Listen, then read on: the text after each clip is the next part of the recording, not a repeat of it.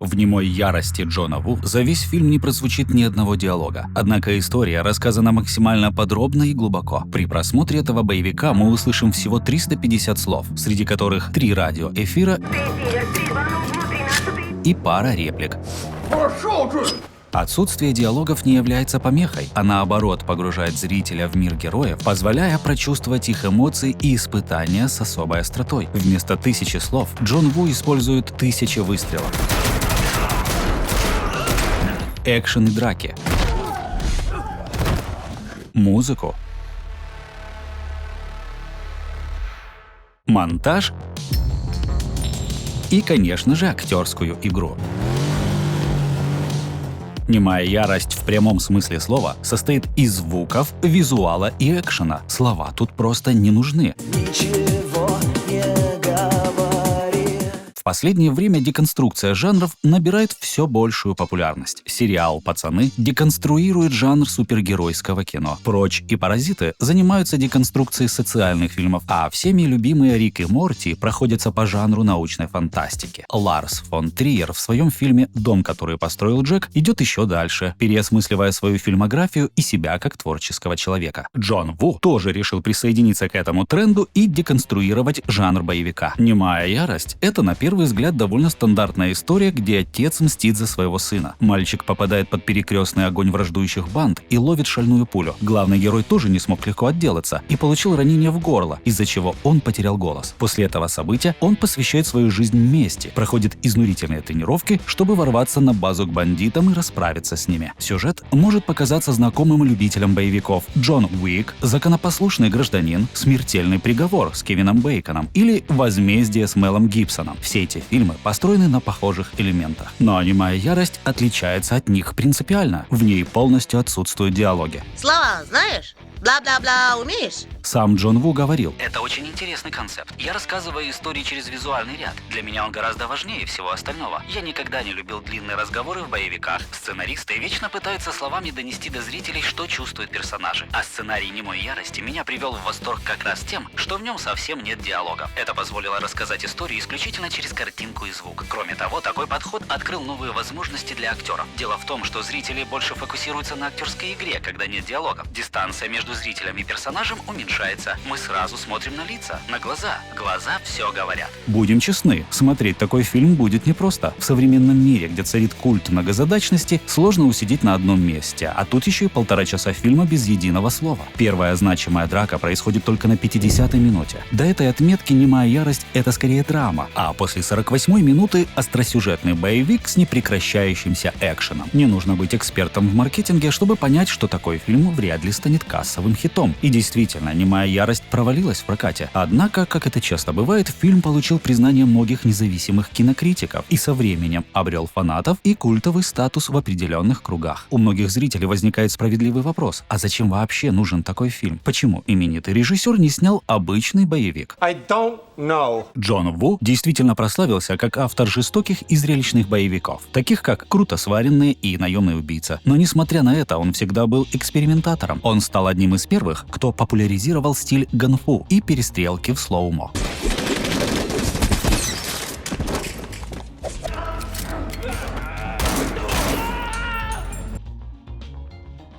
Его боевые сцены без монтажных склеек вдохновили множество режиссеров. Сам Тарантино признавался, что является фанатом его перестрелок. Влияние этого человека можно увидеть во франшизах от Marvel до Джона Уика. Все его фильмы обладают уникальным экшеном. «Миссия невыполнима 2», «Сломанная стрела», «Трудная мишень», «Без лица». Конечно, эти фильмы не назовешь шедеврами сценарного мастерства, но Ву и не стремится к тонкостям. Он превращает фильмы в оперы, наполненные погонями, выстрелами и драками. Ву любит захватывать зрителя экшеном, монтажом, музыкой и актерской игрой. И «Немая ярость» — это стиль Джона Ву, доведенный до предела. Стоит отметить, что это первый голливудский фильм режиссера за 20 лет. После провала «Часа расплаты» с Беном Аффлеком и Умой Турман ему перестали предлагать интересные сценарии, и он долгое время работал только на китайский рынок. Идею «Немой ярости» Ву вынашивал еще в 1990-х годах, но не смог найти финансирование. Тогда проект имел несколько названий: «Тихая ночь» и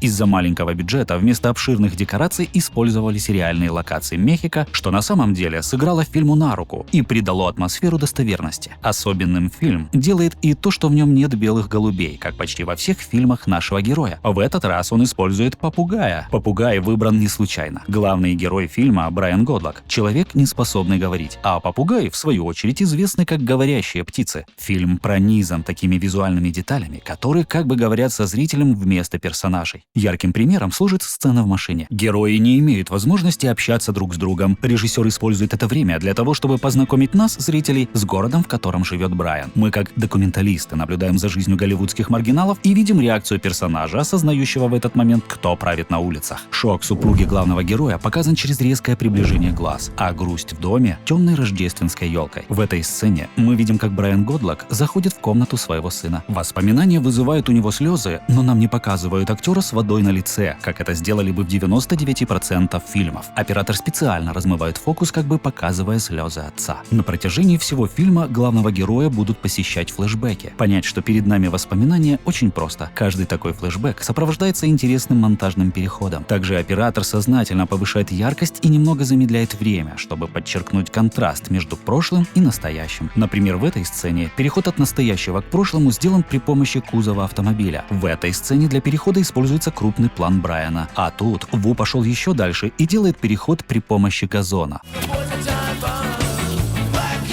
Герой быстро понимает, что полиция ему не поможет. Поэтому он кардинально меняет свою жизнь и принимается за тренировки. Эти сцены сняты в лучших традициях жанра.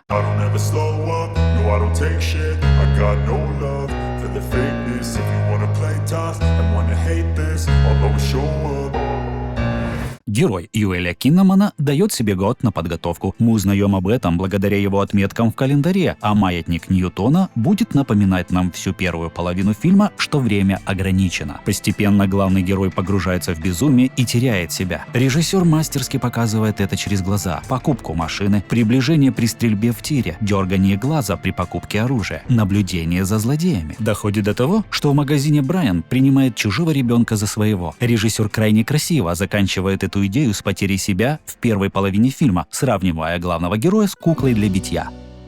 Несмотря на отсутствие диалогов, в немой ярости развивается не только Брайан Годлак, но и его отношения со второстепенными персонажами, такими как жена и детектив. В обоих случаях Джон Ву иронизирует над клише и жанровыми штампами, которые он сам же использовал в своих старых фильмах. За весь фильм детектив встречается с главным героем трижды. Все три встречи пародируют расхожие сюжетные ходы. Первая встреча происходит в больнице. В типичном боевике детектив с каменным лицом сообщает, что сделает все возможное, чтобы поймать преступника.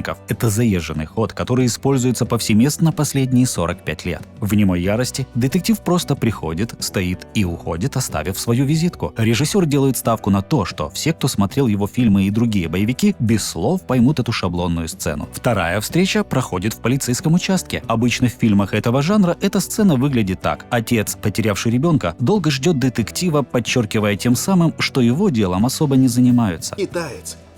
5-й день тут сидит. Затем детектив появляется, надменно приказывает успокоиться, Мне очень жаль. говорит, что все под контролем и нужно только подождать. Мы его поймаем. В конце диалога, когда отчаявшийся отец уходит, зрителям показывает лицо детектива, который понимает, что батя не так прост и будет мстить. Ву высмеивает этот голливудский штамп. Персонаж Киннамана молча приходит, немного ждет, делает серию фотографий и уходит. Естественно, в конце сцены нам мельком показывают задумавшегося детектива. Все это занимает у Джона Ву немного больше минуты, в то время как в похожих фильмах это обычно затягивается на 2,5-3 минуты экранного времени. Третья встреча происходит в самом конце фильма. Обычно эту сцену снимают так: верный друг или детектив приходит на помощь в самый последний момент, спасая главного героя. Далее совместными усилиями они побеждают плохих парней. В данном же случае все происходит иначе. Появление детектива не имеет особого смысла и длится совсем недолго. В этом и заключается идея. Штамп появления спасителя в нужный момент высмеян и доведен до абсурда. Отношения с женой также проходят все необходимые этапы для жанра: счастливая жизнь, трагическое событие, страдания, желание помочь. принятие, рутина, муж перестает реагировать на супругу, жена не хочет возвращаться домой, прощание и расставание. В фильмах подобного жанра часто используются заезженные сюжетные ходы, когда пары временно расстаются. Жена может уехать к родным, чтобы переждать тяжелые времена. Увезу детей в безопасное место. В «Немой ярости» же мы видим отход от этого клише. Герои расстаются окончательно, но без ненужной драматизации. Персонаж не зацикливается на расставании, он будто бы не придает этому значения. В то же время реакция и решение жены максимально шаблонные и театральны. Контраст между сдержанным поведением героя и клишированной реакцией героини подчеркивает нетипичность их расставания. Таким образом, «Немая ярость» ломает стереотипы не только в развитии отношений, но и в изображении женского персонажа. Она не пытается отговорить или поддержать. Жена все понимает и просто уходит. Красивую точку в отношениях ставит монтажная склейка, когда слеза супруги превращается в патрон. Очередная визуальная метафора, которая показывает, что герой уже совсем далеко от своей прошлой жизни. То, что Брайан готов к делу, мы узнаем благодаря музыке. Пока он тренируется, играет спокойная и медленная мелодия. Когда же он становится машиной для уничтожения плохих парней, начинают играть агрессивные мотивы. Музыке в фильме отведена особая роль. На протяжении всего фильма у главного героя есть музыкальная шкатулка, которая напоминает ему о сыне. Мы слышим ее в начальных титрах, а затем несколько раз на протяжении фильма. Джон Ву не был бы хорошим режиссером, если бы не обыграл этот момент. В потасовке с плохишами шкатулка ломается, но Брайан Годлак все равно слышит музыку. Это красивый драматический момент, который показывает, что мелодия в голове главного героя будет играть, пока живы воспоминания, и сын не отомщен. Буквально несколько секунд спустя приходит СМС о том, что все плохие парни из картеля стягиваются в одно место, и мелодия шкатулки моментально сменяется тревожной музыкой. Наш герой возвращается в ту реальность, которую он сам себе создал. Музыка играет довольно редко, но метко. В сцене счастливого прошлого играет песня «I Can't Believe It's Christmas». В свою очередь гангстеры слушают свою музыку. Не стоит забывать и про звуковые эффекты. Звук в больнице специально приглушен. Звуковой эффект может использоваться для интересного перехода между сценами, а тяжелый бег показывает нам, что произошло что-то страшное, и время для героя в данный момент как бы замедлено. Напряженность ситуации передается при помощи всем знакомого звукового эффекта. Нести информацию может и отсутствие звука, как в сцене в больнице. В экшн-сценах звук и музыка использованы еще интереснее. В первой значимой драке в фильме нет музыки. Плохиш и главный герой дерутся в абсолютной тишине, и зрители слышат только удары. Более того, все экшн-сцены во второй половине фильма не имеют музыкального сопровождения. Только когда Брайан Годлак добирается до базы плохих парней, мы начинаем слышать ту музыку, что играет в здании. Постепенно, поднимаясь по лестнице и приближаясь к главному злодею, музыка становится громче. И только когда Брайан входит в покои гангстера, громкость достигает максимума. «Немая ярость» — это боевик, хоть и экспериментальный, естественно. Экшн-сценам уделено особое внимание. Самая первая сцена, по сути, является настоящей дракой. Джон Ву рассказывал, что актеры не щадили себя и часто действительно сильно пробивали друг другу. Монтажные склейки есть, но их мало для 2023 года. Если сравнивать с фильмами в этом жанре и с плюс-минус таким же бюджетом, то кадры в экшн-сцене «Немой ярости» на 450-500% длиннее, чем у конкурентов. Это создавало трудности для актеров. If you don't cut very much, then you can't switch in and out between the stunt guy and the actor. Так как главный герой владеет красным мустангом, сцены погонь становятся особенно зрелищными. Экшен на автомобиле занимает 6 минут 50 секунд чистого хронометража. Причем эти сцены идут одна за другой с очень короткими передышками для зрителей. Несмотря на то, что Джон Ву использовал компьютерную графику в сценах с автомобилями, многие сцены снимали вживую с каскадерами. В итоге, во время съемок один из участников съемочной группы попал под машину и получил серьезные травмы. В угоду зрелищности себя не жалели и ведущие актеры проекта. Эта сцена на лестнице снята в лучших традициях Джона Ву. Очень длинные планы, замкнутое пространство и отсутствие дублеров и каскадеров. Все, кто видел «Круто сваренные», буквально за несколько секунд увидят похожие элементы. Но стоит отметить, что в «Круто сваренных» 2 минуты 42 секунды чистого экшена были сняты одним планом из первой попытки. В «Немой ярости» видно, что Джон Ву насмотрелся Бёрдмена и маскирует монтажные переходы. Вот некоторые из них.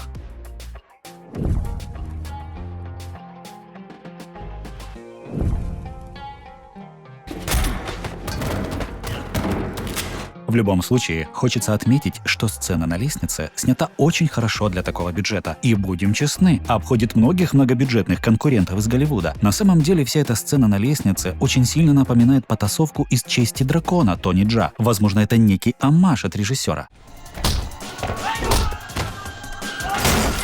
В каждой экшн-сцене чувствуется влияние гонконгских корней Джона Ву. Главный герой морально неоднозначен. Он совершает жестокие поступки, движимый собственным чувством справедливости. Киннеман великолепно передал эмоции ужаса, которые его персонаж испытывает из-за происходящего вокруг и собственных действий. Уничтожая бандитов, герой пребывает в не меньшем шоке, чем они сами. В то же время стоит отметить, что в фильме есть американский опыт Ву и откровенно слабые сцены, как эта.